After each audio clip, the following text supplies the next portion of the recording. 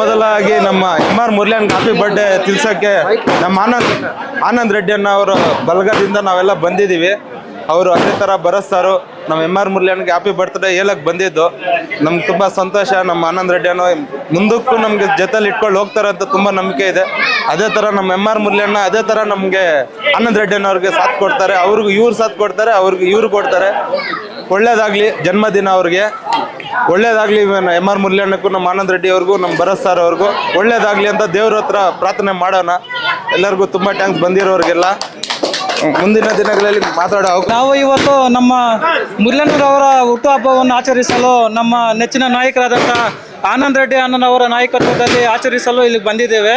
ಮೊದಲಿಗೆ ಮುರಳಣ್ಣರವರಿಗೆ ಹುಟ್ಟುಹಬ್ಬದ ಶುಭಾಶಯಗಳು.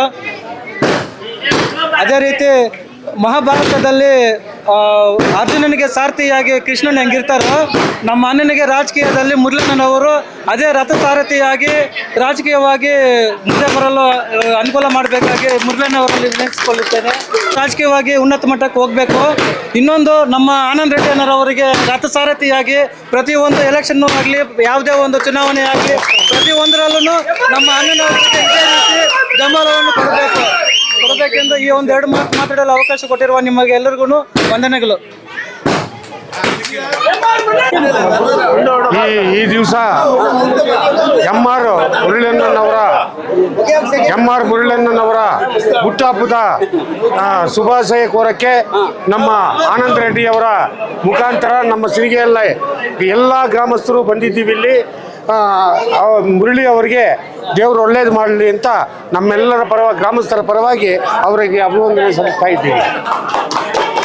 ಹಾಗೆ ನಮ್ಮನ್ನೆಲ್ಲ ಮುಂದಕ್ಕೆ ನಡೆಸಬೇಕಂತ ತಮ್ಮಲ್ಲಿ ಪ್ರಾರ್ಥನೆ.